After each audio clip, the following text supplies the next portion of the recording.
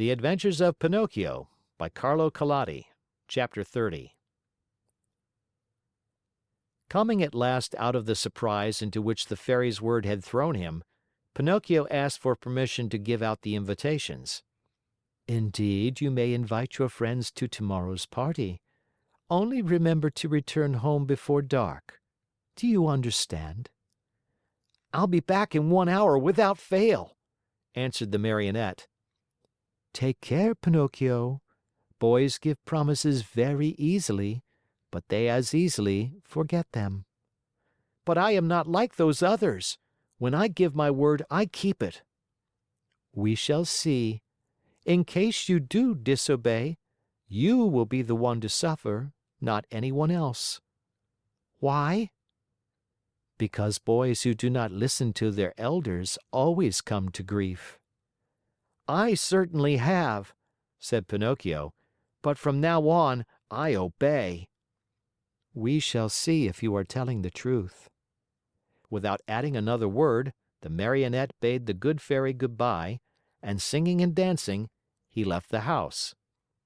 In a little more than an hour, all his friends were invited. Some accepted quickly and gladly. Others had to be coaxed, but when they heard that the toast was to be buttered on both sides, they all ended by accepting the invitation with the words, "We'll come to please you." Now it must be known that, among all his friends, Pinocchio had one whom he loved most of all. The boy's real name was Romeo, but everyone called him Lampwick, for he was long and thin and had a woebegone look about him. Lampwick was the laziest boy in the school and the biggest mischief maker, but Pinocchio loved him dearly. That day, he went straight to his friend's house to invite him to the party, but Lampwick was not at home. He went a second time, and again a third, but still without success. Where could he be? Pinocchio searched here and there and everywhere and finally discovered him hiding near a farmer's wagon. "What are you doing there?" asked Pinocchio, running up to him. "I am waiting for midnight to strike to go—" "Where?" "Far, far away." "And I have gone to your house 3 times to look for you." "What did you want from me?" "Haven't you heard the news? Don't you know what good luck is mine?" "What is it?" "Tomorrow I end my days as a Marionette and become a boy, like you and all my other friends." "May it bring you luck." "Shall I see you at my party tomorrow?" "But I'm telling you that I go tonight." "At what time?" "At midnight." "And where are you going?" "To a real country, the best in the world, a wonderful place." "What is it called?" "It is called the Land of Toys.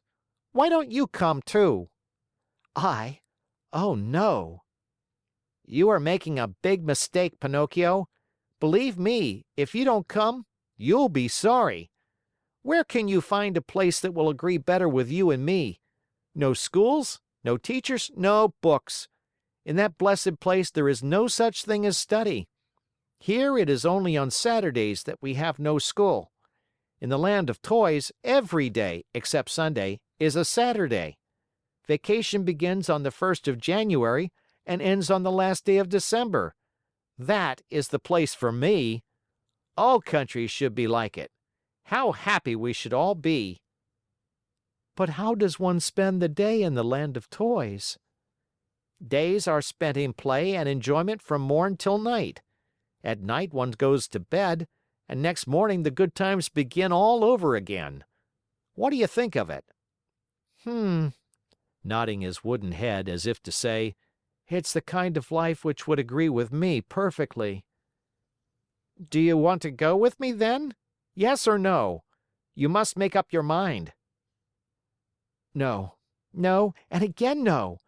I have promised my kind fairy to become a good boy, and I want to keep my word.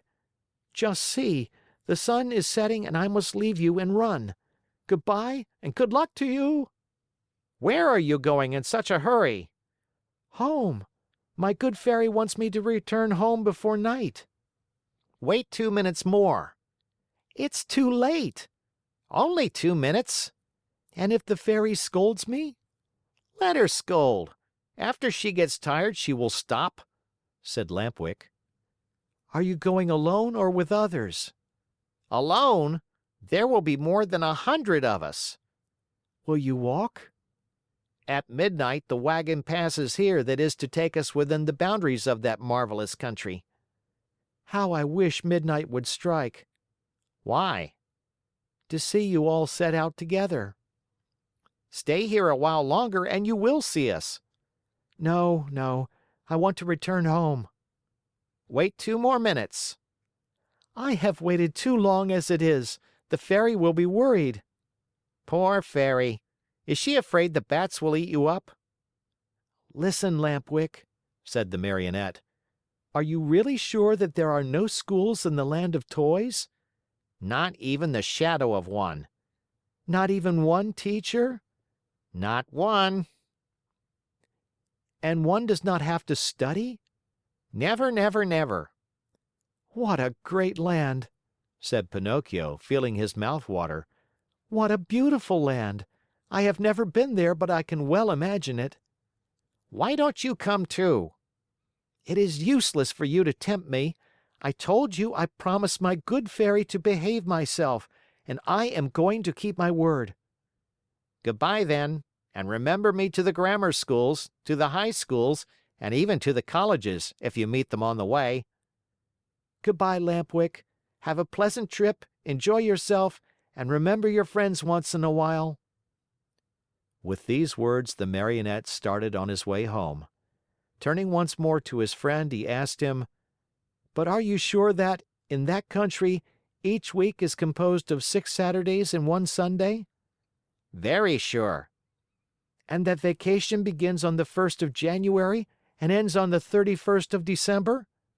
Very, very sure. What a great country, repeated Pinocchio, puzzled as to what to do. Then, in sudden determination, he said hurriedly, "Goodbye for the last time, and good luck." Goodbye. How soon will you go? Within 2 hours. What a pity. If it were only 1 hour, I might wait for you. And the fairy? By this time I'm late, and 1 hour more or less makes very little difference. Poor Pinocchio. And if the fairy scolds you? Oh, I'll let her scold. After she gets tired, she will stop. In the meantime, the night became darker and darker. All at once in the distance a small light flickered. A queer sound could be heard, soft as a little bell, and faint and muffled like the buzz of a faraway mosquito. There it is! Cried Lampwick, jumping to his feet. What? Whispered Pinocchio. The wagon which is coming to get me. For the last time, are you coming or not? But is it really true that in that country boys never have to study? Never, never, never. What a wonderful, beautiful, marvelous country. Oh. End of chapter. Chapter 31. Finally, the wagon arrived. It made no noise, for its wheels were bound with straw and rags. It was drawn by 12 pair of donkeys, all of the same size, but all of different color. Some were gray, others white, and still others a mixture of brown and black. Here and there were a few with large yellow and blue stripes. The strangest thing of all was that those 24 donkeys, instead of being iron-shod like any other beast of burden, had on their feet laced shoes made of leather, just like the ones boys wear. And the driver of the wagon?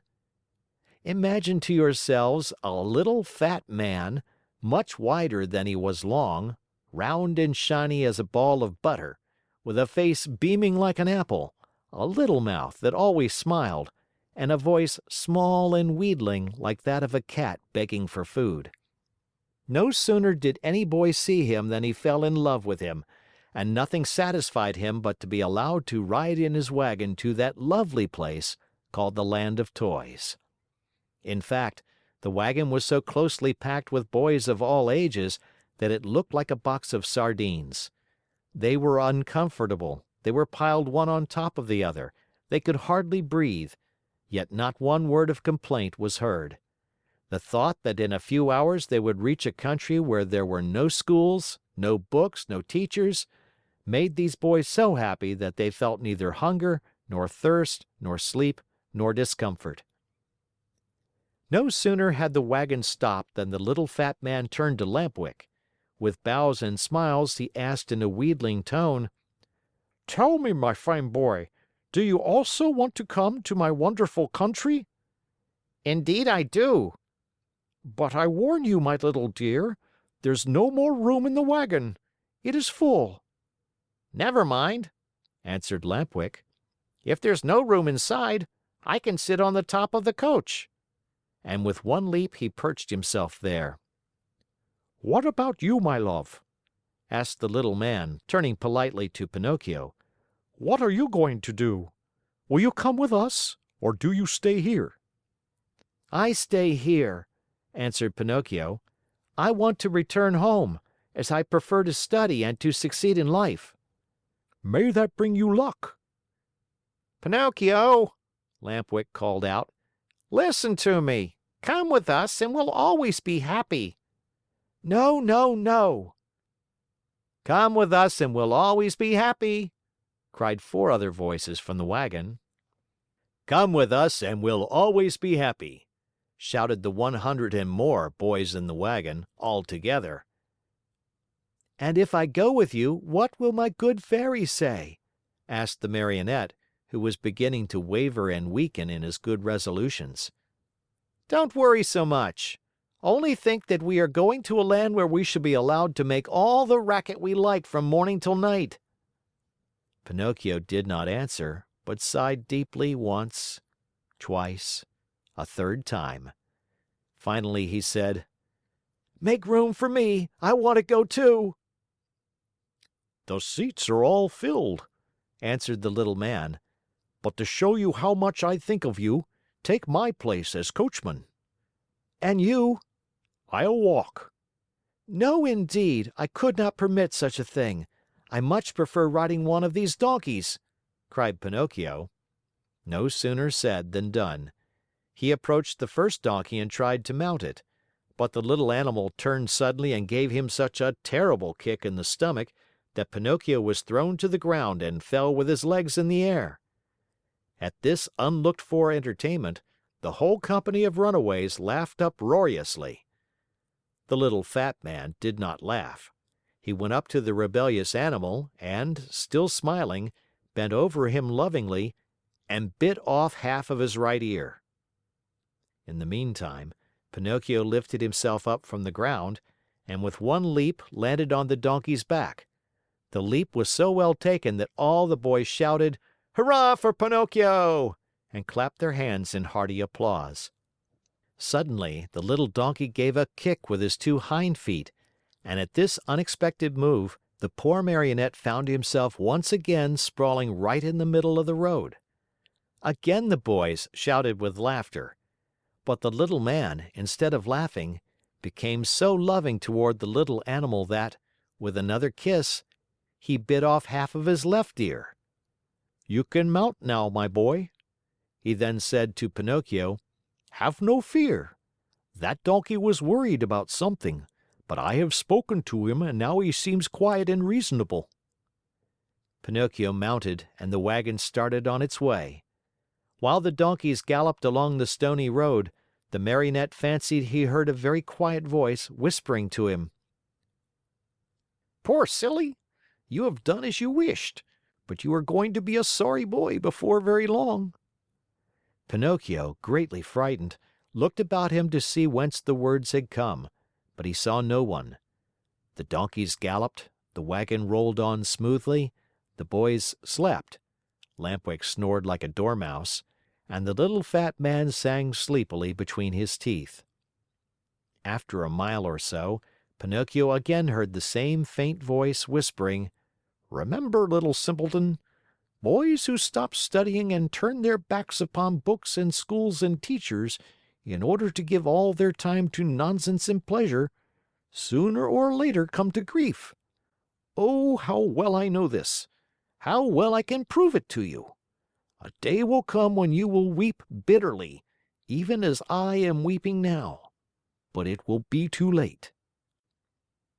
At these whispered words, the Marionette grew more and more frightened. He jumped to the ground, ran up to the donkey on whose back he had been riding, and taking his nose in his hands, looked at him. Think how great was his surprise when he saw that the donkey was weeping, weeping just like a boy. "Hey, Mr. Driver!" cried the Marionette. "Do you know what strange thing is happening here? This donkey weeps." "Let him weep. When he gets married, he will have time to laugh." "Have you perhaps taught him to speak?"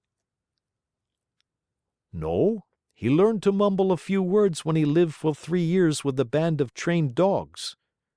"Poor beast!" "Come, come," said the little man. "Do not lose time over a donkey that can weep. Mount quickly and let us go. The night is cool and the road is long." Pinocchio obeyed without another word. The wagon started again. Toward dawn the next morning they finally reached that much longed for country, the Land of Toys. This great land was entirely different from any other place in the world. Its population, large though it was composed wholly of boys. The oldest were about 14 years of age, the youngest 8.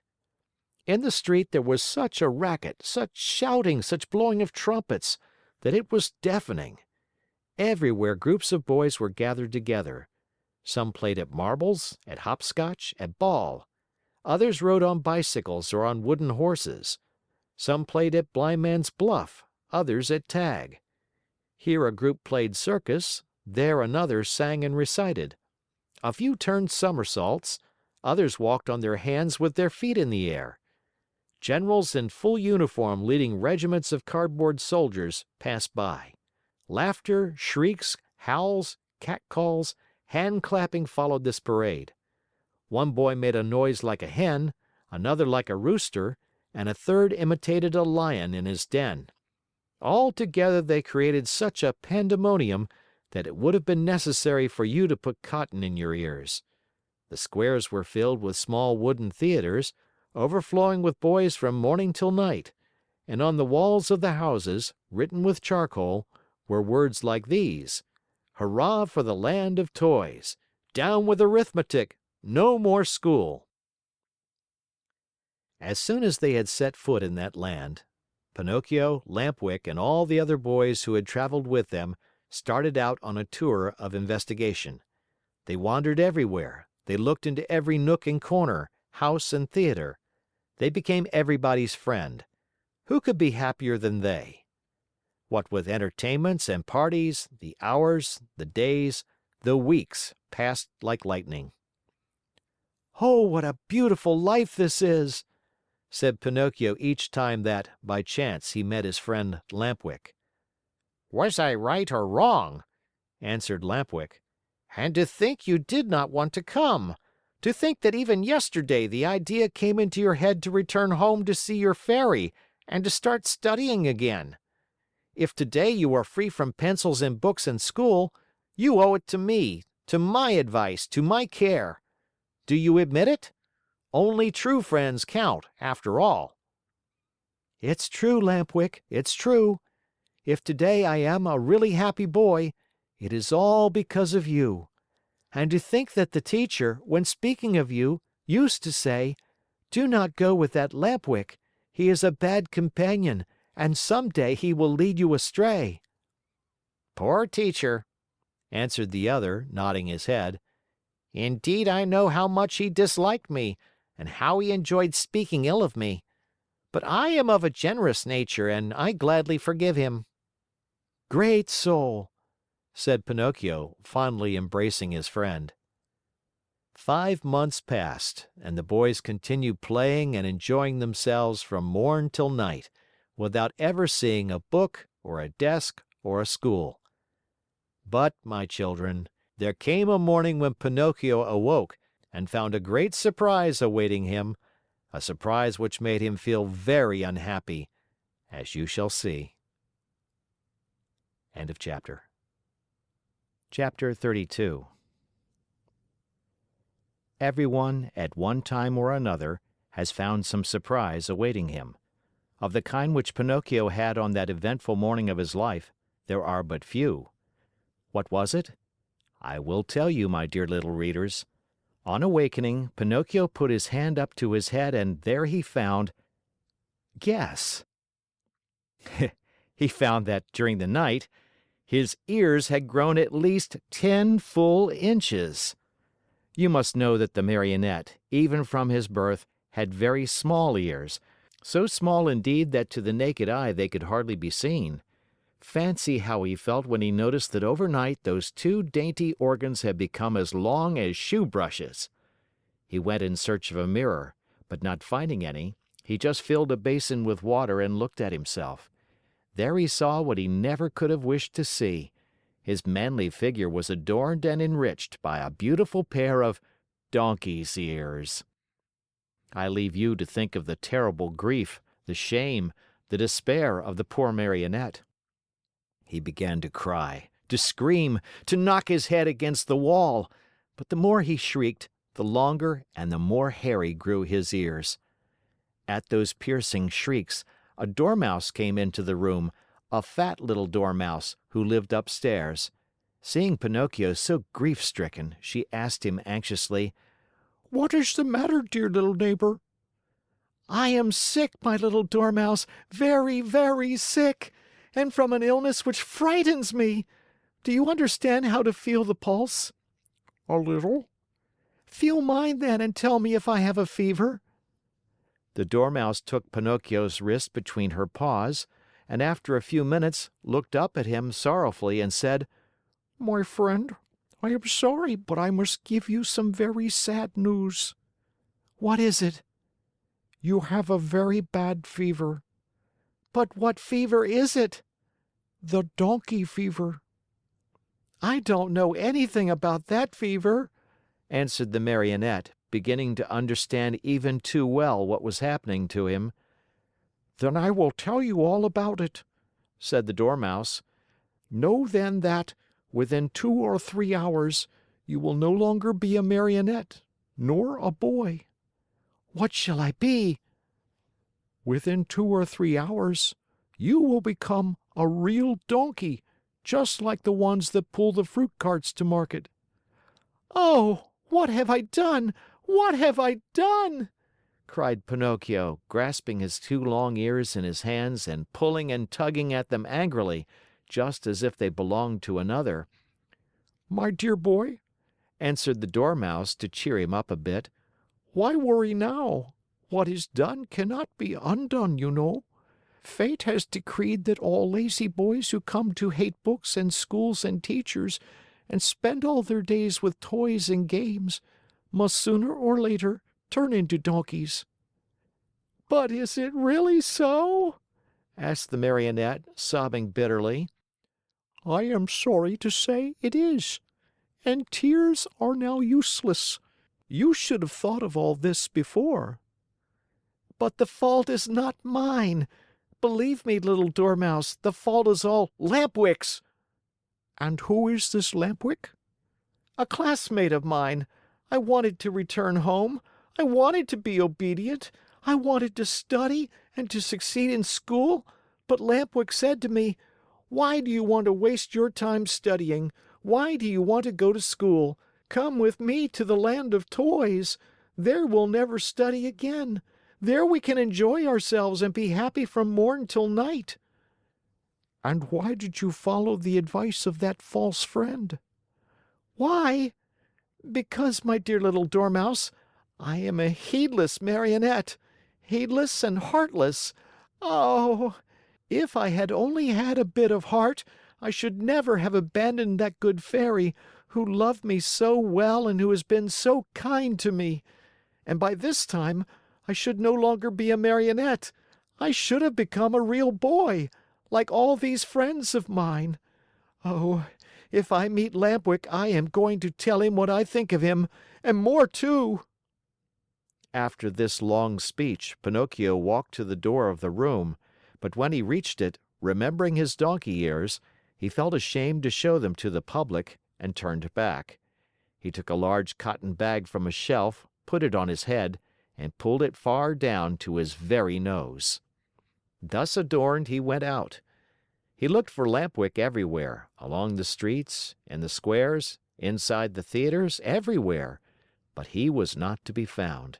He asked everyone whom he met about him, but no one had seen him. In desperation, he returned home and knocked at the door. "Who is it?" asked Lampwick from within. "It is I," answered the Marionette. "Wait a minute." After a full half hour, the door opened. Another surprise awaited Pinocchio. There in the room stood his friend, with a large cotton bag on his head pulled far down to his very nose. At the sight of that bag, Pinocchio felt slightly happier and thought to himself, "My friend must be suffering from the same sickness that I am. I wonder if he, too, has donkey fever." But pretending he had seen nothing, he asked with a smile, "How are you, my dear Lampwick?" "Very well, like a mouse in a Parmesan cheese." "Is that really true?" "Why should I lie to you?" "I beg your pardon, my friend, but why then are you wearing that cotton bag over your ears?" "The doctor has ordered it because one of my knees hurts. And you, dear Marionette, why are you wearing that cotton bag down to your nose?" "The doctor has ordered it because I have bruised my foot." "Oh, my poor Pinocchio!" "Oh, my poor Lampwick!" An embarrassingly long silence followed these words, during which time the two friends looked at each other in a mocking way. Finally, the Marionette, in a voice sweet as honey and soft as a flute, said to his companion: "Tell me, Lampwick, dear friend, have you ever suffered from an earache?" "Never. And you?" "Never. Still, since this morning my ear has been torturing me." "So has mine." "Yours too? And which ear is it?" "Both of them. And yours?" "Both of them too. I wonder if it could be the same sickness." "I'm afraid it is." "Will you do me a favor, Lampwick?" "Gladly, with my whole heart." "Will you let me see your ears?" "Why not? But before I show you mine, I want to see yours, dear Pinocchio." "No, you must show yours first." "No, my dear, yours first, then mine." "Well then," said the Marionette, "let us make a contract." "Let's hear the contract." "Let us take off our caps together, all right?" "All right." "Ready then." Pinocchio began to count. 1, 2, 3. At the word three, the two boys pulled off their caps and threw them high in the air. And then a scene took place which is hard to believe, but it is all too true. The Marionette and his friend Lampwick, when they saw each other both stricken by the same misfortune, instead of feeling sorrowful and ashamed, began to poke fun at each other, and after much nonsense, they ended by bursting out into hearty laughter. They laughed and laughed and laughed again, laughed till they ached, laughed till they cried. But all of a sudden Lampwick stopped laughing. He tottered and almost fell. Pale as a ghost, he turned to Pinocchio and said, "Help! Help, Pinocchio!" "What is the matter?" "Oh, help me! I can no longer stand up." "I can't either!" cried Pinocchio, and his laughter turned to tears as he stumbled about helplessly. They had hardly finished speaking when both of them fell on all fours and began running and jumping around the room. As they ran, their arms turned into legs, their faces lengthened into snouts, and their backs became covered with long gray hairs. This was humiliation enough, but the most horrible moment was the one in which the two poor creatures felt their tails appear. Overcome with shame and grief, they tried to cry and bemoan their fate. But what is done can't be undone. Instead of moans and cries, they burst forth into loud donkey brays, which sounded very much like "Haw, haw, haw." At that moment a loud knocking was heard at the door, and a voice called to them. "Open! I am the little man, the driver of the wagon which brought you here. Open, I say, or beware!" End of chapter.